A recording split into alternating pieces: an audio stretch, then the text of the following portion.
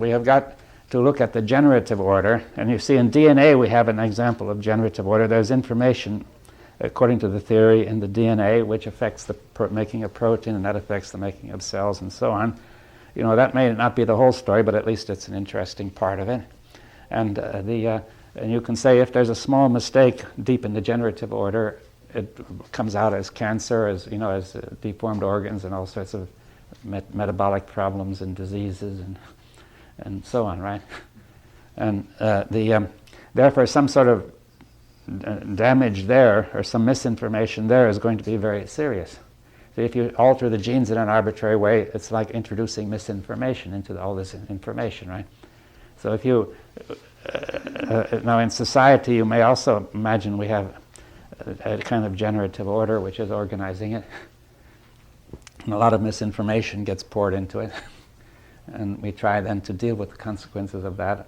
Or in the psyche of the individual, it's the same. You see, saying we want to think of moving toward the source, the generative source of this, rather than trying to correct it way down the line.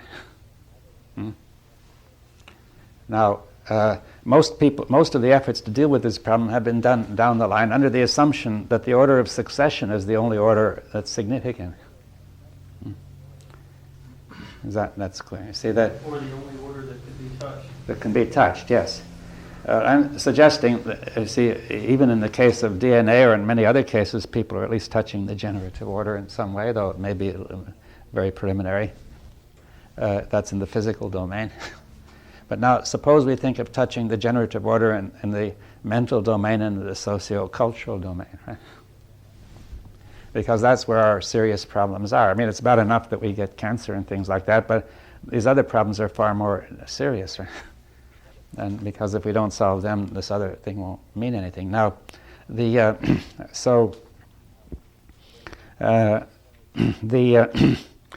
in fact, you see, this misinformation in the generative order, you can see, say, catching a disease is like that. A virus particle carries information which enters the cell and takes over its functions, misinforms them to produce more viruses instead of doing their ordinary function. So you keep on multiplying this misinformation, right? So if you catch a disease, a cold, say you caught it from somebody else, but you actually caught a few particles which couldn't have hurt you. But you have provided an environment in which those particles could grow, and therefore you are the source of the disease, right? The disease is generated from your own chemistry, which is such as to be a good ground for those things to spread, right? To multiply. So the point is then that the same thing happens when we have mental problems, that say some sort of, we can say each thought acts like a virus particle, a certain kind of information. If it's misinformation, it can spread, you know, and begin to take over, right? Because this information helps to organize the system, right? You see, as it does with the DNA. Now, okay, so we want to get to the generative order, and I'm saying, first of all, we're saying that in a way, the proposal that thought is behind it is a step toward the generative order. We're saying we see a vast mass of problems, and we have said they're generated from thought, right? That's the right. But then we say some thoughts organize the other thoughts, right? Thoughts about the thoughts about the way the mind works, the brain works, thoughts about thought, thoughts about society, thoughts about certain other things, you know, about what the person should be and so on, are organizing the other thoughts, right? So they're further along up the generative order, right? Toward the source. Now, that's a thing to keep in mind. Maybe we'll return to that, but we want to look at it in that way. The generative order, in a way, is beyond, is one in which time is not the main point. Right?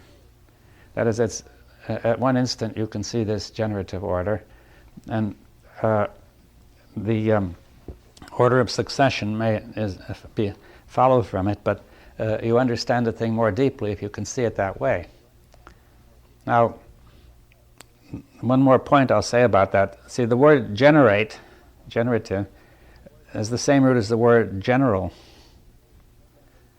And it's the same root as the word genus and gene.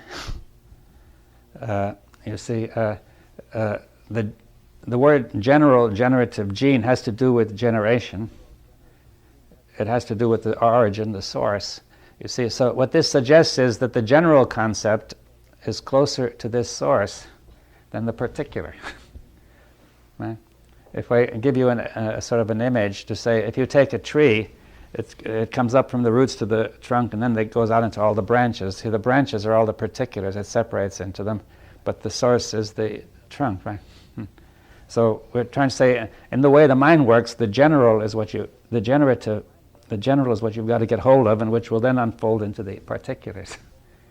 Now, usually you deal with the problem the other way around, by looking at the particulars and trying to go from that to the general. Is that clear? In a typical problem and technical problem.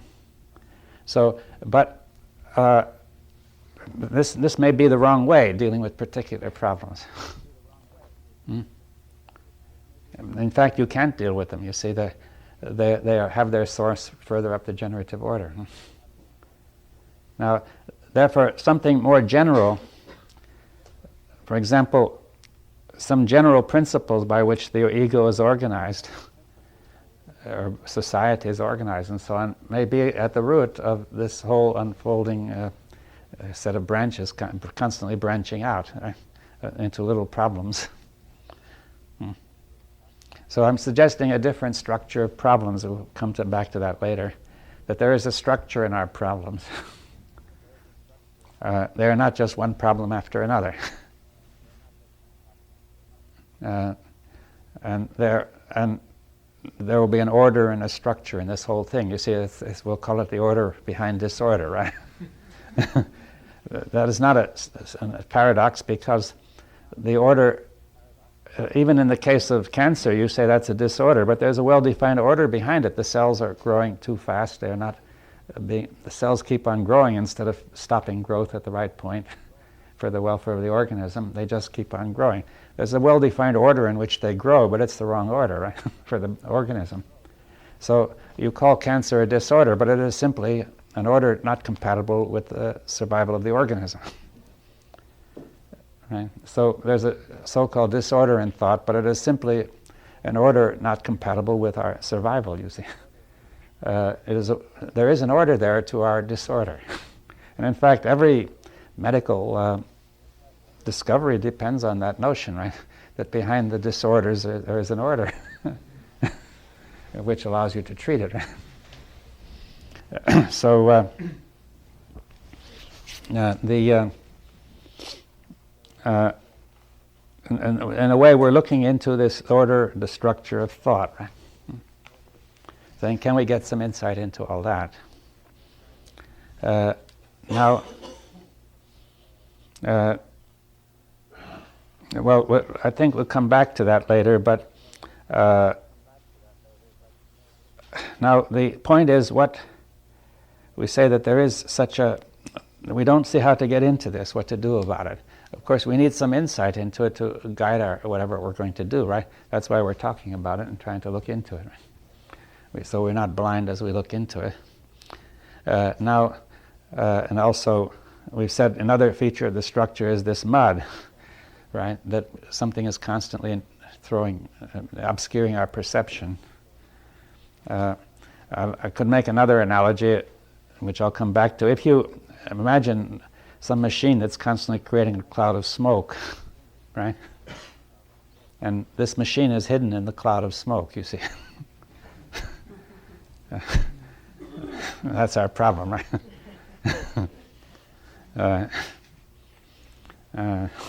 So what are we going to do, right?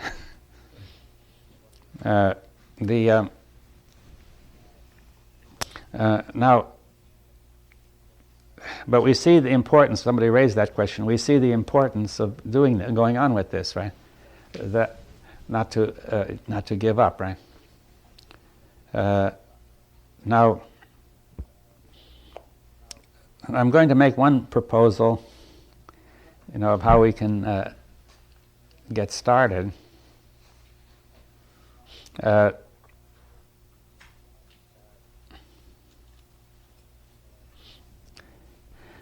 You see, we can come back to anger or to any of those problems and say, what are we going to do? You see, we have got into this question of the observer and the observed, or the thinker and the thought, by saying, I am angry. You know, that is automatic. You see, it has been said so many times by everybody that it comes out, it's on the memory, it's on the program, and it comes out just like that, right? I am angry, right? Now, what we think about how thought is working is crucial. By thinking that that's what is happening, we have created this sense of two things being there, an observer and an observed, and one has got to control the other. A structure that is totally, as I'm saying, illusory. Right? And if we attempt to, if the system attempts to act according to an illusory structure, it's just going to be chaotic. Right? Now, so the first point is, can we get out of that? You see. Now, it seems. See, you may say we've got to get beyond thought. We've got to stop thinking. We've got this. But how are we going to? Right? But the thing to notice is that you're in trouble because of a thought, a number of thoughts, but one of them is, I am angry. Right? That thought is making it impossible to get at the problem. Right? Now, therefore, how can we change that? See, I'm going to propose that instead of thinking about anger, when you say I am angry, you are thinking about anger. And when you think about something, the thing you think about is different from the thinker and the thinking process. I'm going to propose something different, which is to think anger. Now, you see, when you're really angry, you are thinking anger. You see, you're not thinking, at that moment, you're not thinking about it. You are thinking, I have good reason to be angry. You're quite serious about it. I mean, you're not thinking about the fact that you have good reason to be angry, right? You're not, I'm not thinking, I think I have good reason to be angry. I don't know how to put it. You would never even put it that way, to think about the fact that you have good reason to be angry. You are thinking, I have good reason to be angry. You see the difference? You mean it, right? Now, suppose, you try to, you see, now in order to, but you see, this will do no good if we get carried away by anger.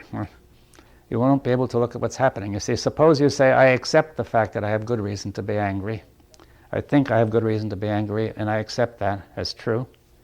Then I will be angry, and I will just shout or do something. And I will not be able to look, you see, because in order to carry out a thought, you have to accept that it is right. Is that clear?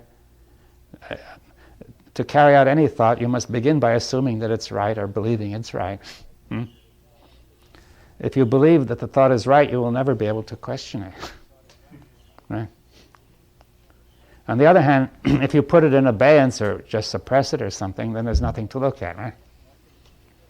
You could say, either I'm overcome by anger and I can't look because anyway I'm accepting that thought, I'm compelled to accept it, or it goes into abeyance and there's nothing to see. And you see the difficulty. But there's a place in between, right, which is to think anger, but to suspend the action, right? And suspend the belief, if you can, that in the rightness of your reason. What action is it that you're suspending? Well, the first action is that you're not going to have an outburst of anger, right? If you have that, then you surely will see nothing. Is thinking anger also an action? Yes. I'm not saying you suspend all action. You see, I'm saying there's a certain... You're going to suspend the reaction to that thought, right?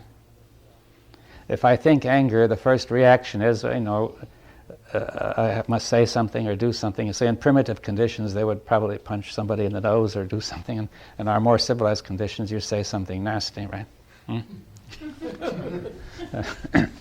And now, none of those, or else make a nasty expression or something, you see.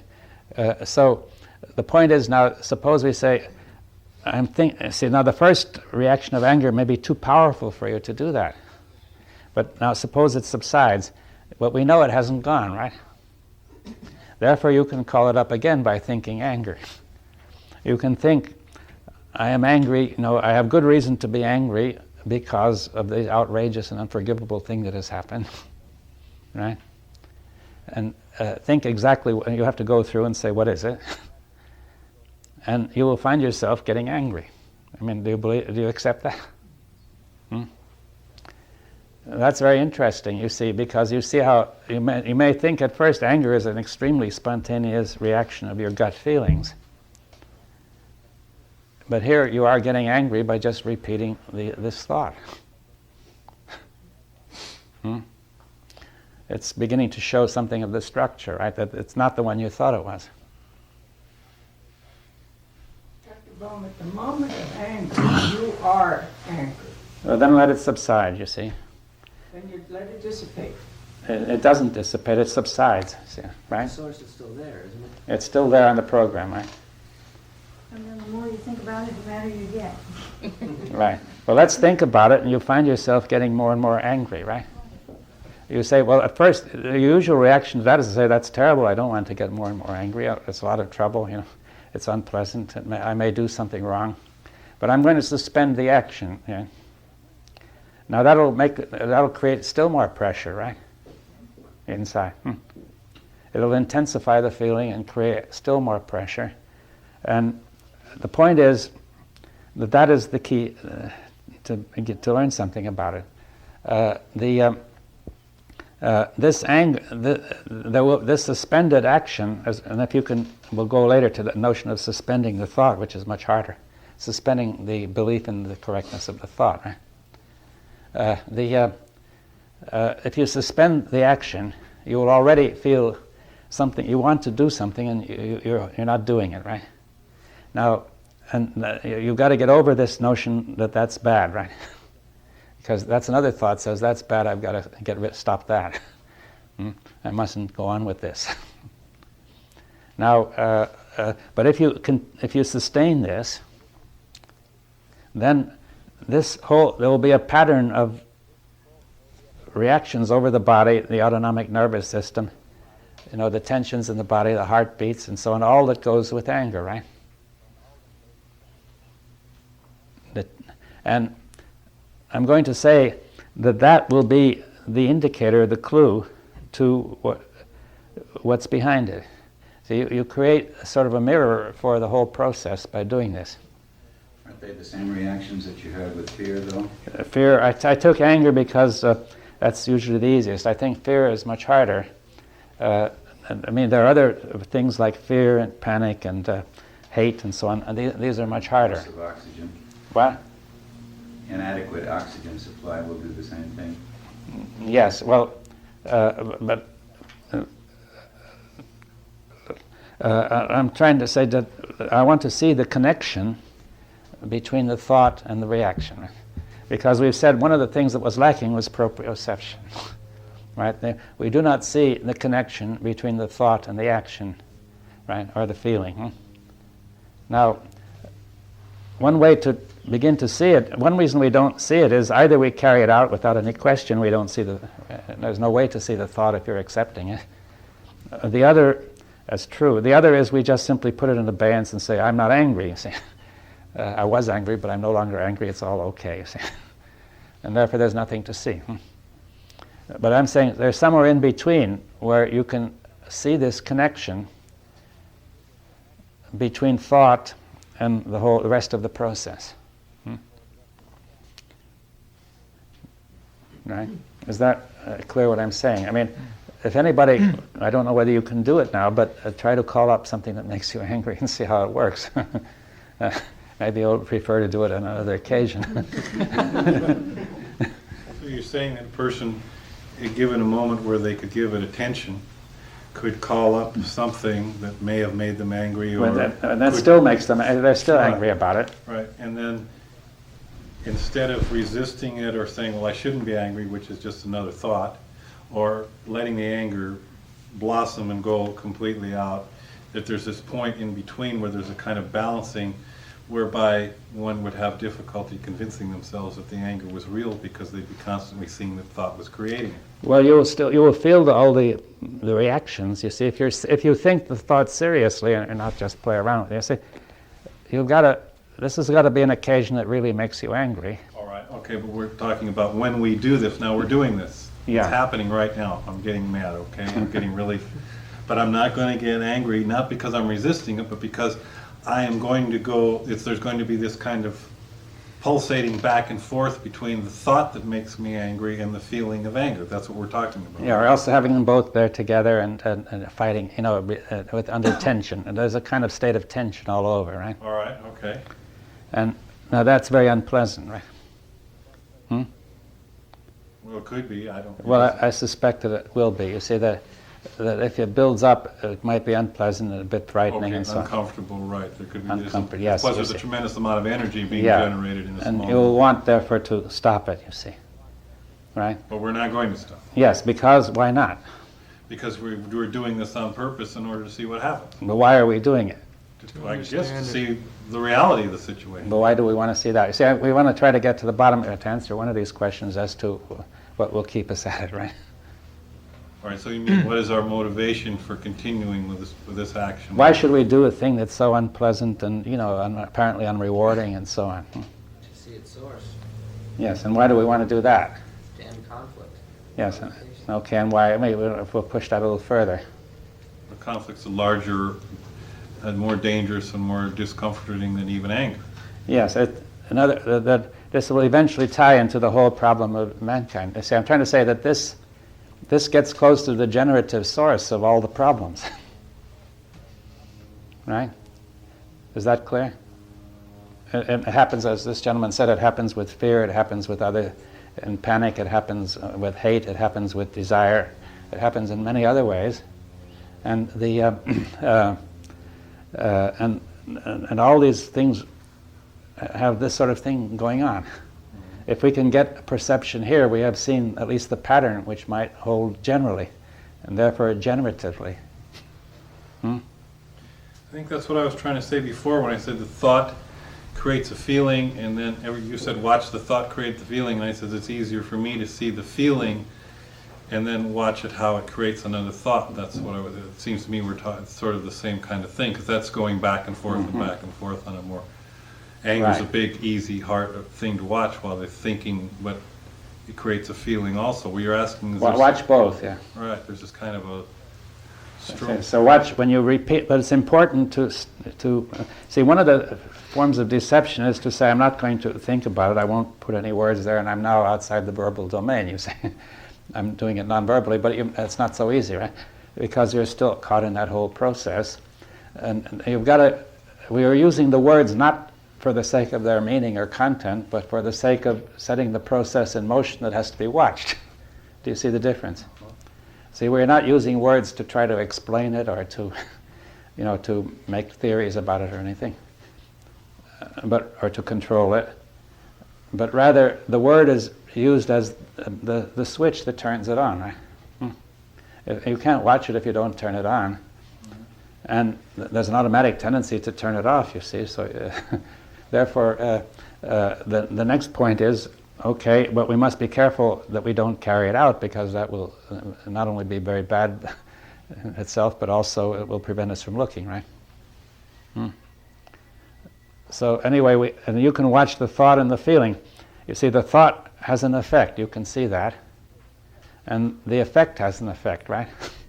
The feeling affects the thought, because you find it very hard to give up the thought in the presence of that feeling. yeah, especially if you have the feeling. What? Especially if you have the feeling. Yes, but I mean, if you have no feeling, then the anger is not there, right? Right. So now the important thing is to see that it's one joint process. Anger is not just feeling, it's not just thought, but it's that cycle. The maintaining of anger is the cycle, right? Right. And maybe a burst of anger could occur as a spontaneous feeling at the animal level, but then the animal, without, at least up to animal, which perhaps the chimpanzees can maintain it because they've got thought but say more simple animals cannot really maintain that sort of anger, right? Now, you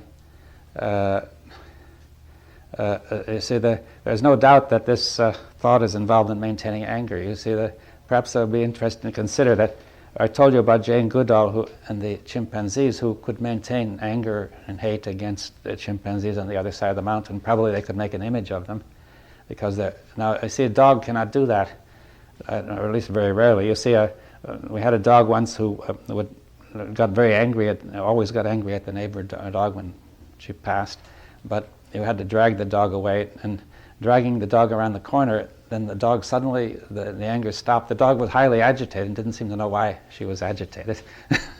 But she just was puzzled, you see, because once she got around the corner, she could not form the image of the other dog who was so hateful. and and therefore, the whole thing stopped, you see. It shows how image and anger, in this case it wasn't thought, there was a kind of thought in recognizing the other dog, but it required the actual presence of the other dog to maintain this thing, right?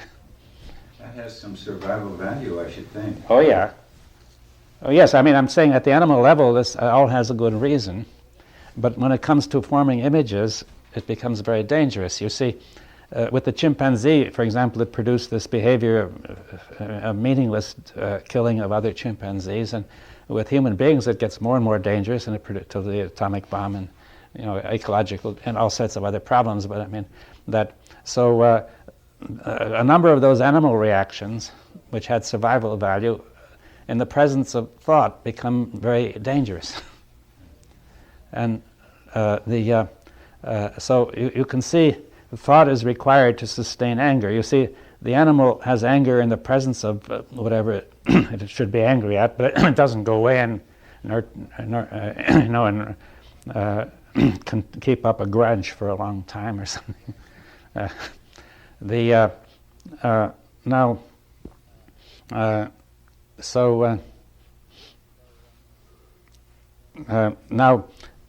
So let's come back to it. That here we are caught in this cycle, and between thought and the older reactions of the system, the older structure of the system, and which is common to the animal, right? Both in the autonomic nervous system and also the older parts of the brain, right? Like the emotional and the sensory motor movement functions of the brain and so on. And so I'm suggesting here we can begin to make a step. You see, remember we said we have all this mud on our spectacles. Anger is helping to produce it, right? This sustaining anger. And we said to see is the first priority, right? And I see to see is the first priority, right? So then I say, what am I going to see? See, if I let anger go into abeyance, I have nothing to see, and if I carry it out, I can't look, right? Right. So now I'm saying I'm beginning to see it. One of the problems is that the brain apparently doesn't want this thing to be seen. Well, perhaps we can go into that later.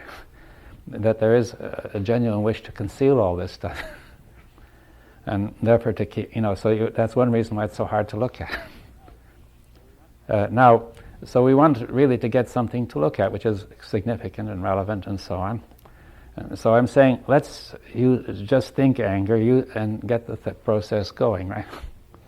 And then begin to observe, to begin to be aware, sensitive, and attentive to what's happening, right?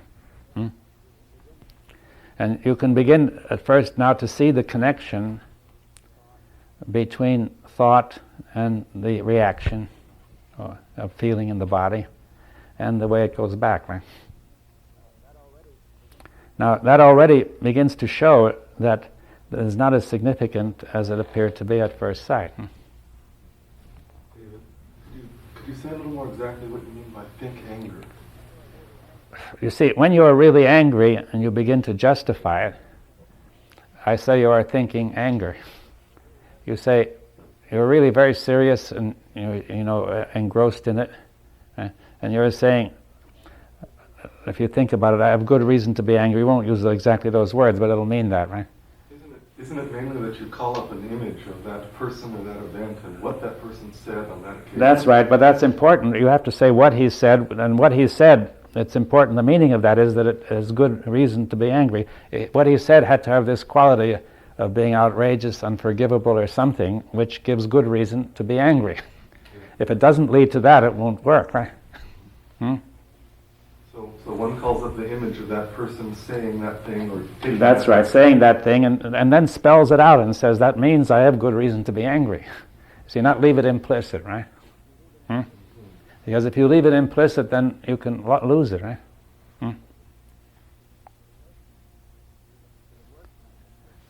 It works when it's implicit, but you don't see it working.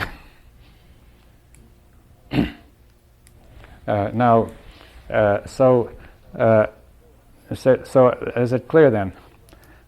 We're going to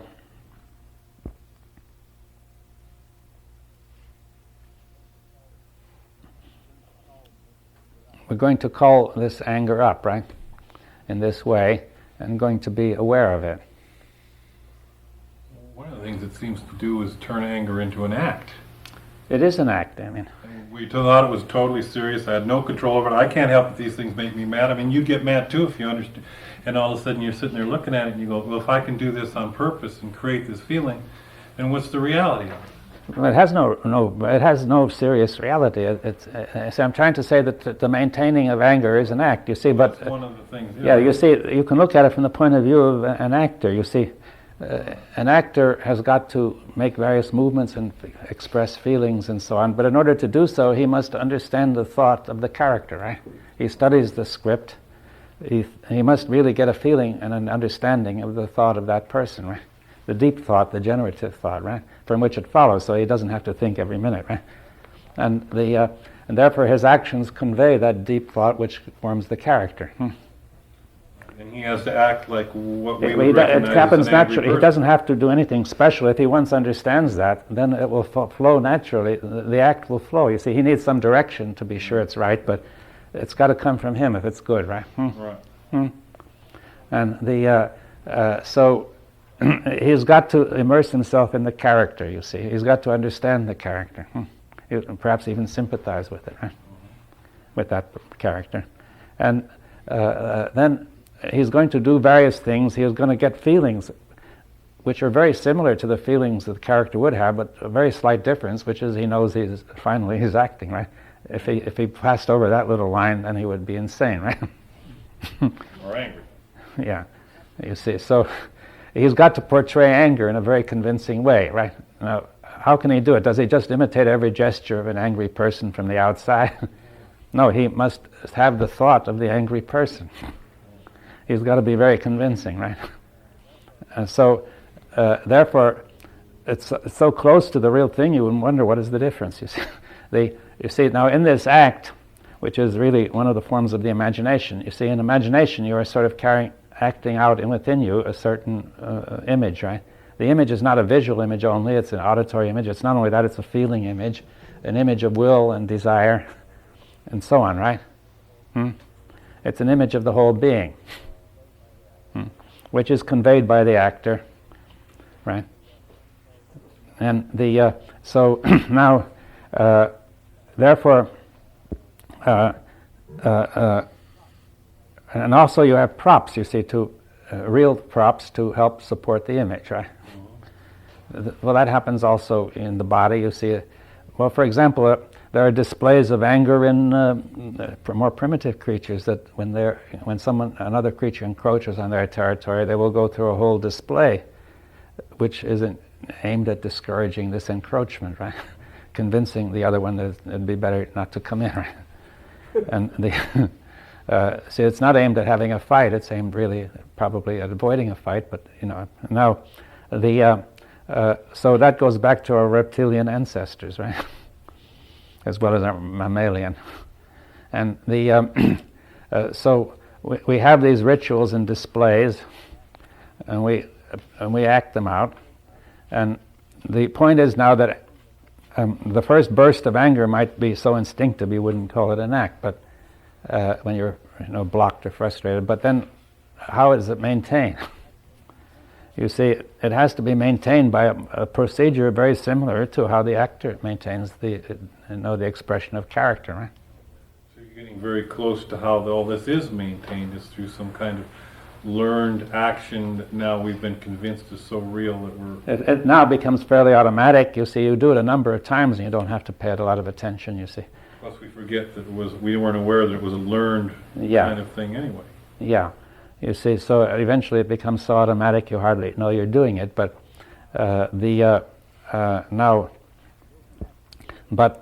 it is an act. You see, that is, but you see, it's not clear. We haven't got to the bottom of it. You see, at first you can see that the actual whole process is an act, but what's keeping it going, what fuels it is this: you believe the thought that you have good reason to be angry, right? If you didn't believe that, then it would collapse. Right. Because we can all think of something that might insult somebody else that we couldn't get angry over. Yeah. Yes. You see, suppose you say, he insulted my mother, or he insulted my country, my religion, something sacred to me, right? And and that is good reason to get very angry. Right. And now, there we are. You see, now I believe it is a good reason. I accept that it is a good reason. You see, now somebody else might come along and say, I don't think it's a good reason at all. You see, Right. But he can't be affected by that. Right. There seems to be some pressure forcing him to accept that reason. Right. Do you see? As long as you accept that reason, you cannot stop it, right? But see, what we can do is begin to look at it by acting it out again and within us, right? Acting it out is unfortunately means going outward, but acting it in, if you like. Right? See, we repeat the words, and we will discover that the feelings come, and also that forces us to maintain the thought, right?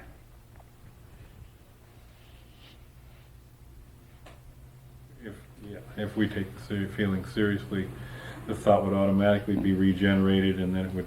Yes, but we do take the feeling seriously, and one of the reasons we take it seriously is because we do not see the connection clearly to the thought. You see, in the first instance, we think something, and a bit later the feeling comes up, and it is taken to mean that that is an independent reality, which is a gut feeling, something very important. See, now we've said that there may be many feelings which are really very important, but this is imitating one of those, right?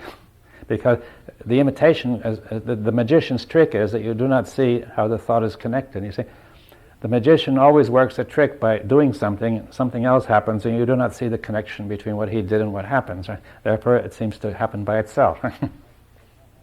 Now, I had a thought that I have good reason to be angry, and various things. I didn't see the connection, right? And then the feeling came. So therefore, it's quite natural to say it's a gut feeling, very important, right? A proof that an instinctive feeling showing me the truth of all this, right? That it's real. It's real and true, right? Right. And now that is maintained by not seeing the connection, right? What I'm suggesting is we are beginning by bringing this up, by thinking anger, as I said, you are beginning to see the connection. But you'll see there's a tremendous resistance to seeing the connection. And that resistance is because we have identified with the reality of the situation. Well, it's not clear why. Yes, it may be much more complex than that. But I mean, in some way, we are defending this structure, right? We have some value that we think it has. Yeah, yes. And there seems to be a collective agreement to defend something, as say in watching a film where there's a deception being employed and the whole audience is into this. I mean, it's all pervasive. Yes, well, of course, the magician, we all like to be deceived because it makes an interesting experience, but entertaining experience, right? But but then other people, as you're saying, might accept deception in a much more serious way, right? And there's a resistance. You see, this deception, even using the word deception, you see, is troublesome because there's a kind of a tone of moral condemnation about it, right? Which gets in the way of what we want to do, you see, because if we condemn it, it is going to sort of go into abeyance, right? You're going to think I'm not that. Whatever you condemn, you're going to think I'm not that way at all, right? So on a deeper level, one would have to be willing to have any thought that came up and not have any, and experience the thought without acting on it. Well, if there's something doubtful about the thought, we have got to begin to pay attention to what's going on, right? Well, there's a lot of thoughts that people aren't willing to have. And those are the ones that they need to look at, the ones they're willing to have. Well, you mean the ones they're willing to admit they have, right? To acknowledge, right, to yes, acknowledge to themselves. Willing to allow to come out and stand in front of them in this way that we're talking about. Yeah, the thoughts are there, but people don't want to acknowledge them, right? Right, so there's always this constant, the thought trying to pop out and somebody trying to hold it in. Yeah, But to be willing to say, wake up in the middle of the night and have some horrible thought that I thought I never could have, and to let it do its shimmering dance or whatever it is, would be what is necessary in order for me to start to understand the source of these things. yes, that's right, and also for it to die. You see, like Krishnamurti has said, let the thing flower and die, you see. Right. Now, I'm trying to say, but we are automatically conditioned not to let it flower, right? Right. Because we don't like it at all, you see. We say, and now, therefore, I'm saying we may help it to flower a bit, you see, by sustaining this, by producing this suspended state, by bringing the thought out, you see, because by seriously expressing the thought to yourself or something, right? By being willing. Yeah. There has to be that willingness that when it comes up, some thoughts just can't be brought up, but when they do come up, to be willing.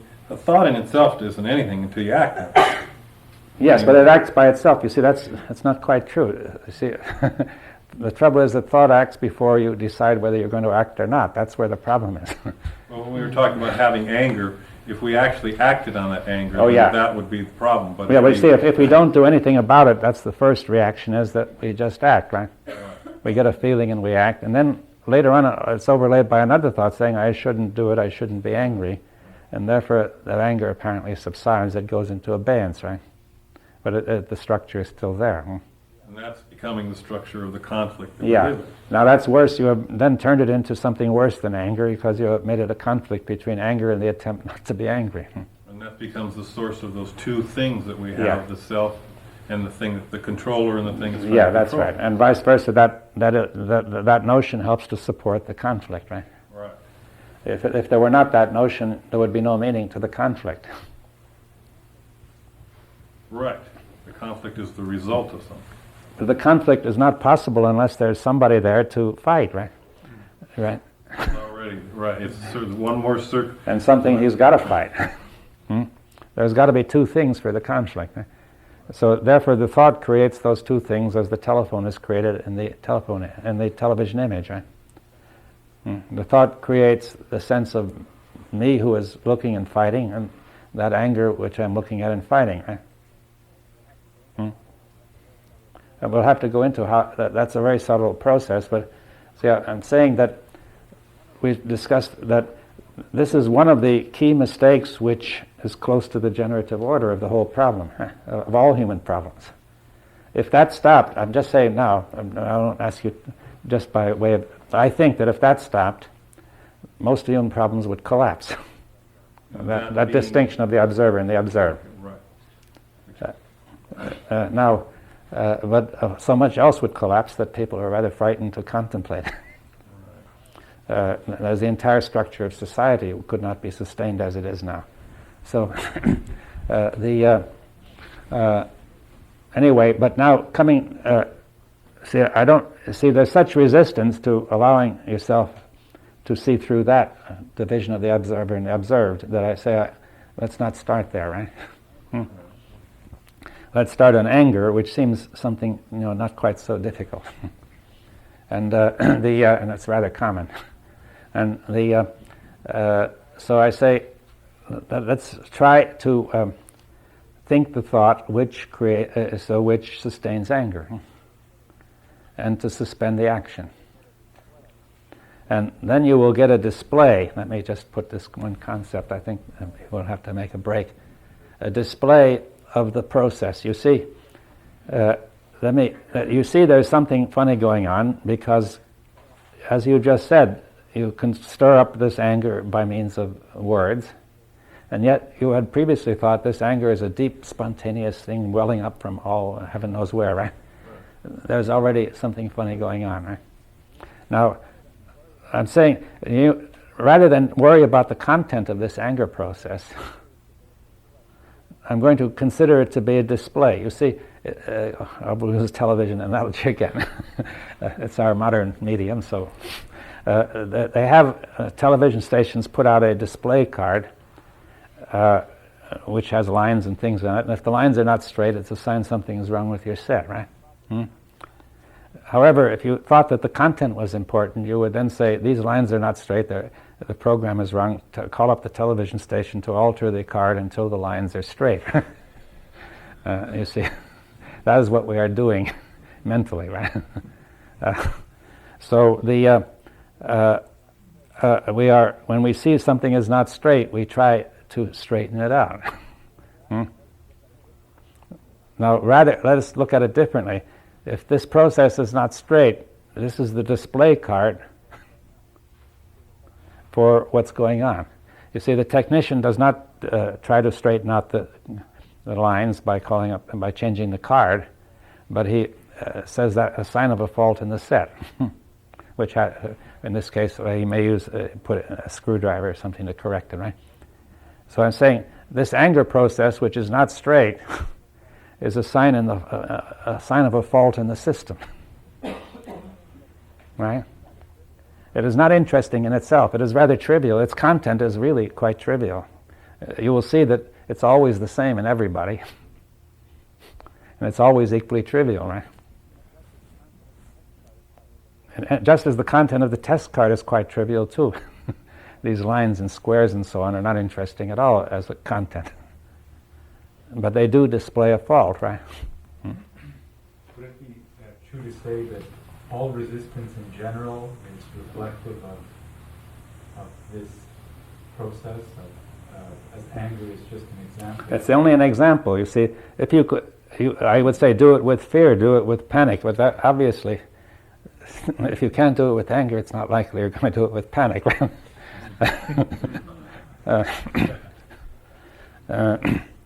Now, yes, so let's end up on this thought, which we'll come back to, that there is a display. That is, the anger process, the fear process, the hate process, the jealousy process, I don't know, all these other things, the desire process, the pleasure-pain process, they're all signs of something that is not straight, They're signs of a fault in the system. Can they be used in that way to help correct the fault? Saying we are not interested in solving the anger problem, and it's too trivial to be solved. It would point to the fault for sure. It points to the fault, and there are two things. One, how does it point to the fault? And secondly, how can an action take place guided by that pointing, right? What kind of action? You see, now that's a very big change in the way we look at the whole thing. You see, instead of saying anger, fear, etc. are deep, tremendously significant problems we've got to solve, you see, you have plenty of evidence that they're not all that significant, because we've just said if something more interesting happens, this thing will go into abeyance. You can see you're carrying out an act, and it's not all coming from anything very deep, and so on. See, it's not that I'm imposing this view on you. I'm saying I think I've given evidence that it is a rather trivial process, very mechanical. And even the thing you hold the anger in abeyance for is another truth. Yeah, that's all. The entire process, which occupies so much of the minds of the human race, is fairly trivial. And that brings us to that question why we're not willing to be nothing. It may bring us to that. Yes, you see, we may discover that if we gave that up, what's left, right? It seems like nothing because we've invested Yeah. all our energy in it. Yeah, we say, what in the world will be left if we give all that up? There'll be nothing interesting left to occupy us. Hmm? What? Maybe that's why we don't give it up. Well, that's another thought, you see, but it contributes, right? You see that. So why, therefore, you see, it is really a rather worrying thought, or even frightening, that most of what is occupying our mind is quite insignificant and without value, and even destructive, right? Hmm? And it's merely a projection. It has no substance at all. It has no more substance than the telephone in the image. And that's what we call the self. Well, that's what we think the self is. I don't know what the self is. You see, I'm not trying to tell you that there's no self. I don't know. You see, I'm saying that what we generally attribute as the self is that. It is very, very frightening to think of giving that up, because the priorities that you were speaking of last night would dramatically shift. Yes, and our whole society depends on priorities to hold it together, right? But the priorities we have are demonstratively destroying the society. So Yeah. we're sort of in a little bind here. Yes, I mean, that's our bind, yes. And as long as we look at it as a problem, we'll maintain it. Yes, because, you see, to look at it as a problem would presuppose there was some real substance to this, some rational order, and so on, and it could be solved. But, you see, it's like the problem of what to do with the telephone and the television image, you see, if it's not working right. You purposely did not pick the pleasure program? Well, I will wish to discuss that. I mean, I think we should get to it. I think that would be a different case. No, it's the same case, but I'm saying the anger business program is the easiest one to get into. The pleasure, pain is harder, panic is harder, hate is certainly harder. The anger doesn't really provide us with pleasure or security. It promises to do so. You see, let's discuss that. The idea that if I let somebody talk about my mother like that, then my self-image is all messed up, because Yeah. I'm not that kind. I'll fight for my mother or my country or all the things that you mentioned before. Mm-hmm. And I think that goes straight through about the things that make me angry and pleasure and pain and the whole things, that these mess up my self-image. And so I have to protect the self-image, or otherwise, as we were saying, if that means that I'm not who I think I am, and this is bad. And if you can do it on purpose, how real is it? See, that's what we allow ourselves to have these trigger mechanisms to prove that they're real. And he's saying that if you could do it on purpose, how real can it be? Well, that's I mean, that would be the next question that would say, well, if I can hear what I thought was totally real, my love of country, or my hate of such and such, or my fear, and I can do it on purpose, I can just sit here in this room and get mad for no reason other than I remember having been mad one day. Yeah. And then how real is it? It may not be all that real, you see. Well, it's real enough to have killed 100 million people between 1914 and 1954. Well, yes, but that was apparent, really, and that's really, I mean, what is real enough to kill somebody over? Yes, but if there were a news broadcast put out that there was a nuclear war starting, it might produce real havoc, you see, and yet it would have no substance, almost no substance behind it at all, right? Sure. That's the problem, that we take these illusions to the point we are willing to kill 100 million people We make for. them real. If we weren't willing to do that, we could sit here and have all the anger and fear. I mean, we could be in a room full of fear, and if nobody acted upon it, it would just be some strange phenomenon. But the problem is, one of us is going to jump up and start punching, and I'm the biggest guy around. Well, sure, what true American would kill 100 million Right. Russians to keep from going to the Gulag Archipelago? I don't blame him one bit. Right, okay, well, on that note, we'll stop.